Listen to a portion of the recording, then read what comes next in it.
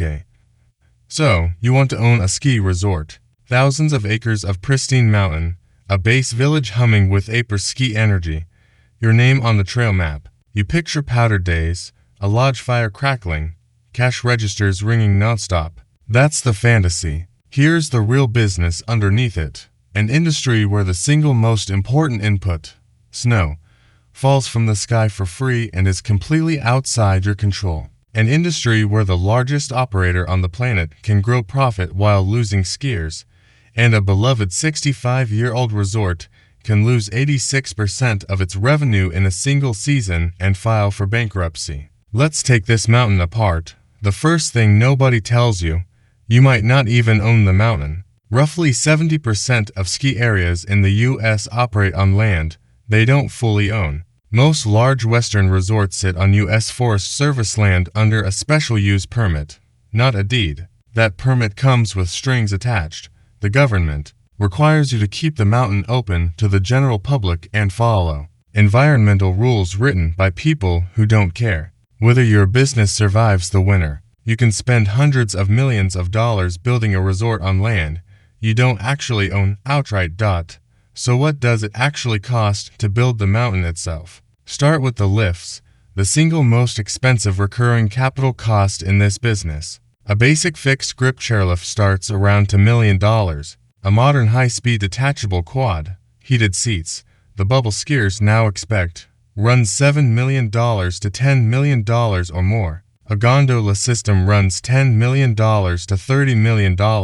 And lifts don't last forever.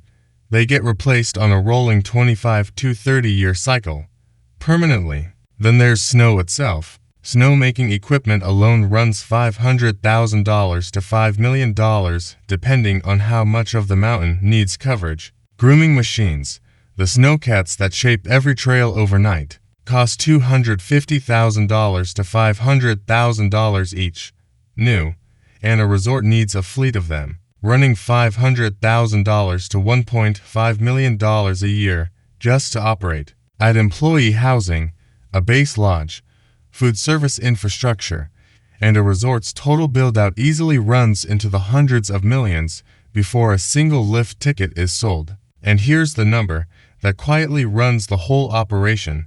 At some resorts, lift infrastructure alone eats up 48% of total operating costs.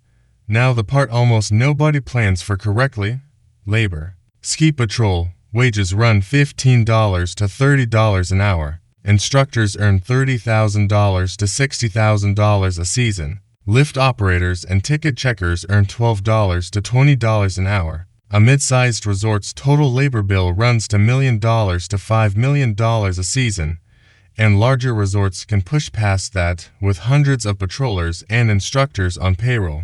Add electricity, $500,000 to $3 million a year just to run lifts, lodges, and snowmaking compressors. ADD water for snowmaking, $100,000 to over $1 million a season. Add insurance, general liability, accident coverage, property damage, running $500,000 to $3 million a year. A number that's been climbing sharply as lawsuits and extreme weather both increase. None of these costs care whether it snows.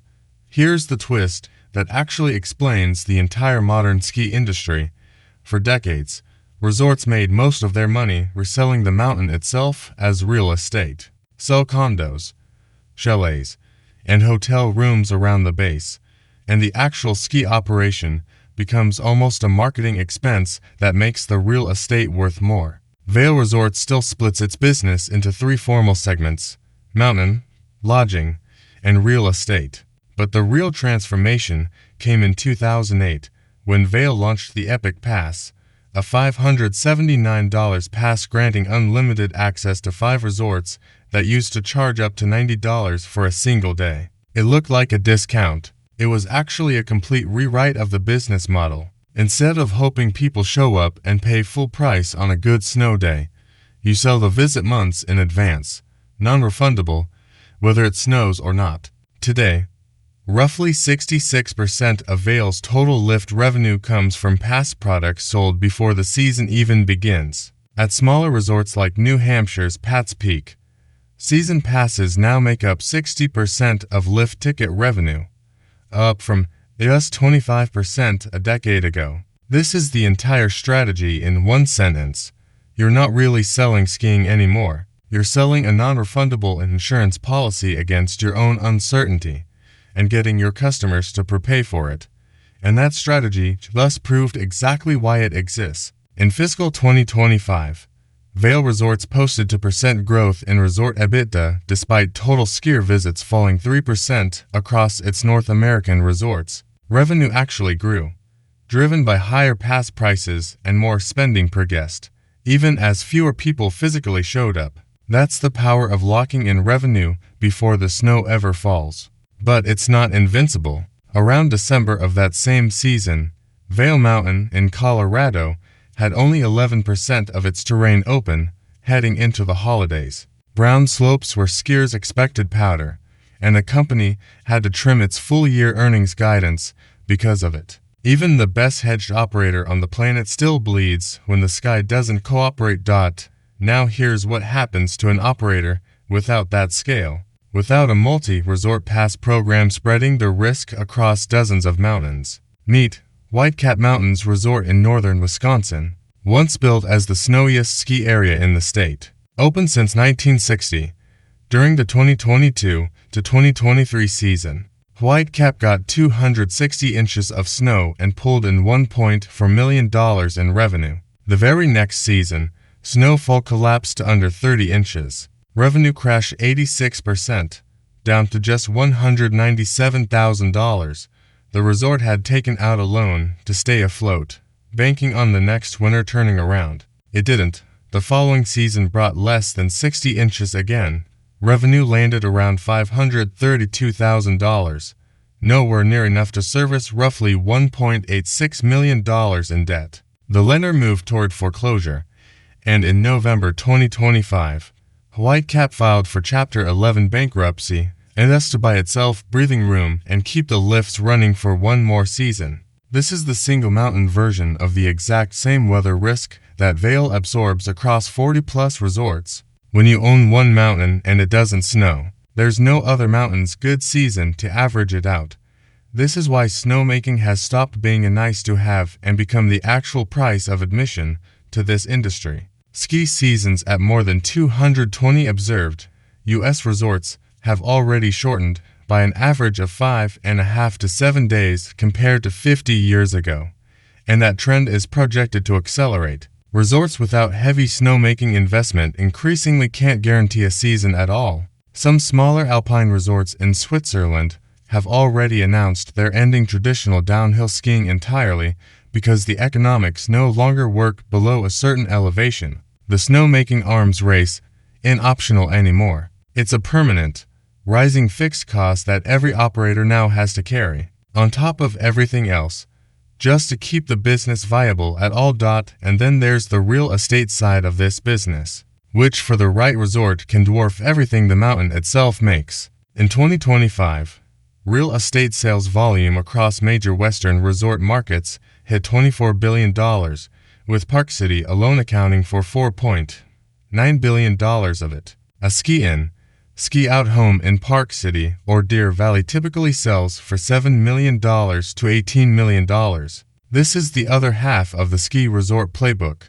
Build the mountain, sell the lifestyle around it, and let scarcity do the rest, because nobody is building a new mountain range next door. But this is also where some of the most spectacular failures in the industry have happened, when developers bet on real estate demand that never showed up. Saddling a resort with debt, the actual skiing operation could never generate enough cash to service. So let's run the two honest scenarios. In the optimistic case, you're operating at real scale, multiple resorts, a season pass program locking in revenue months before the snow falls, a real estate arm turning the mountain into a long-term appreciating asset, and enough geographic spread that one bad snow year in one location gets absorbed by a good year somewhere else. In that world, you can grow profit even while individual visitation numbers slip. Exactly what Vail just proved is possible. In the realistic case, you're running a single independent mountain. dependent entirely on natural snowfall, carrying debt from lifts and snowmaking equipment that has to be paid whether it's a 260-inch winter or a 30-inch one. One bad season doesn't just hurt. It can erase 86% of your revenue and put you in bankruptcy court within 2 years, the way it did for a resort that had survived on that same land since 1960. So, does owning a ski resort work? At scale, with past revenue locked in ahead of the season and a real estate engine running alongside it? Absolutely, it's one of the more durable business models in leisure real estate. As a single mountain betting everything on the weather, it's one of the most fragile businesses in America, dressed up as one of the most glamorous. The snow was never really the product. The certainty you can build around its absence is.